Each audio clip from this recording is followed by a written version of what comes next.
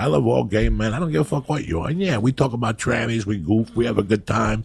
But hey, I got respect for them, and that's just the way it goes. If we don't like gay people, it's 2020. Get over yourself, man. Get the fuck over yourself. I don't know what else to tell you. Anyway, we said today we're going to review the fucking Bruce Lee thing. But before we review the Bruce Lee thing, we got to review something else first.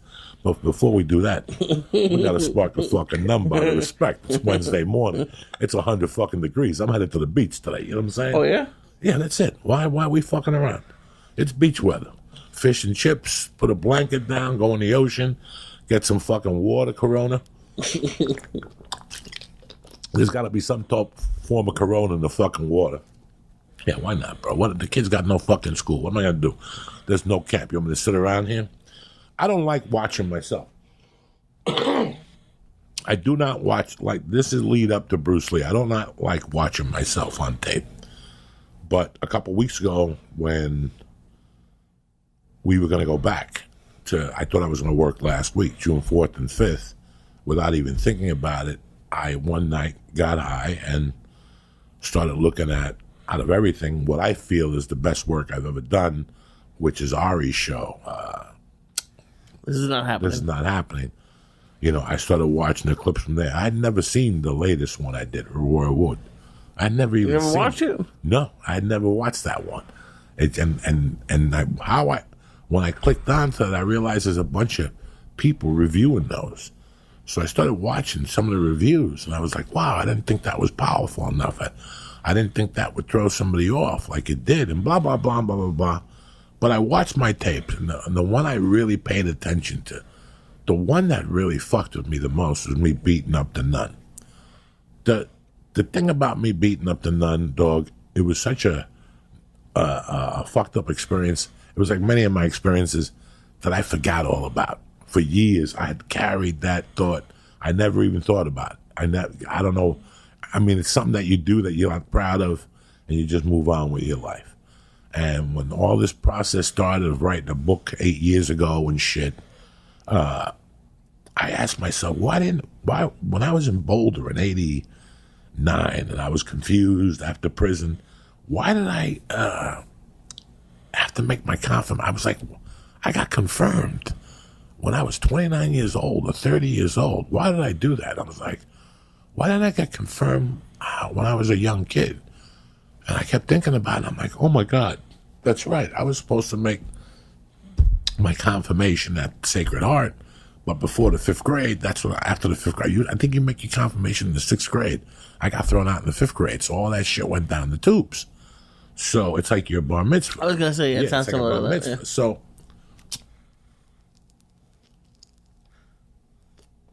tremendous. I don't know what I'm smoking. They gave me something over at fucking Urban Trees that this shit curls your fucking eyebrow hair. Anyway, so I'm watching the one about, I told that story the first time ever when I opened up a Joe Rogan in New York.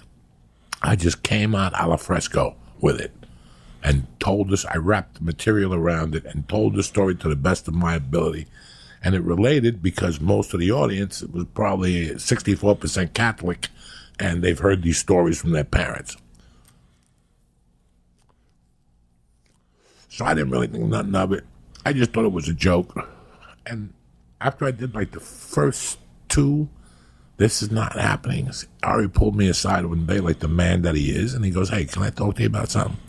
I want you to put some adventure into your stories. Not that I didn't like your last two stories, but I want you to really change it around a little bit. He goes, in fact, I really want you to do the nun story. So I sat down and I, wrote it out to the best of my knowledge. And like everything in my life, when you write, you seek. When you write something down, 2 or 3 sentences down, just by exercising that pen, another idea will come into your mind. Something else will come into your mind. And you think that you're going to get all those things, so I write the story out, I cut out the fat, and then I figure out on some points, and then I do the best I can when I go up there. Trust me, one of those points I'm going to forget, one of those sentences I'm going to forget. It's just natural. You just forget when you're 30. I don't care if you're 30, 20, or 50, you're going to forget one of those lines. in a crucial situation, then you'll see it later, and But so I forget all about this. I get up on stage that night, and I got to be honest with you. When I watched that, This Is Not Happening a few weeks ago, I realized a couple things from that performance that were not on the paper at all. One thing was when I talked about the Puerto Rican, thank the Italians, thank God for Italians, thank God for Puerto Ricans. When I called the Roberto Clemente looking motherfuckers, that was off the top of my fucking head because I was on a roll, So one of the things that happened through that performance, if you click on This Is Not Happening, the story of the nun, wait till you get to the part about my rage. When you watch the part about my rage, you see that my eyes swell up with tears in them because I'm telling the story about pain, something, dog, and even with all the writing you do at home, something comes out on stage that if you watch it, you'll see my eyes well up because I meant it from the bottom of my heart. I go, when I attacked that fucking nun, it was, I was living in this fucking, I'm living at this fucking Catholic school. They're beating on me. I'm fucking going home on the weekends. I'm staying out till 3 a.m. with my parents. I'm living this fucking cowboy life. Bruce Lee had died. Roberto Clemente had died January 1st, 1973. That knocked my winds off. When Bruce Lee died, July 20th or whenever the fuck he died, listen, there was no internet, guys. So whoever tells you found out that night on the news is full of shit. It took us like 3 fucking days to find out, 4 days. Wow. And then there was no internet. You had to go to encyclopedia. Nothing. He died in Hong Kong too, so I had to get over here. So I had to get over here. Interesting. It wasn't like it is now that you get the news, breaking news on Twitter. There was nothing like that. So when the Green Hornet was on, I used to watch the Green Hornet. I remember one night throwing a fit because they didn't get me home in time to watch it from the beginning. I still remember this shit.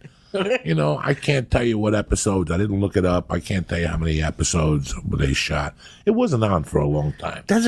I'm sorry to interrupt, but that's a crazy thing for me, is the TV shows I loved as a kid, I thought they were on for years. And then, it was on for, 1 season. Yeah, that was either on for 1 season or 2 seasons. I didn't even look. I didn't want to do any research. I wanted to talk from the heart today.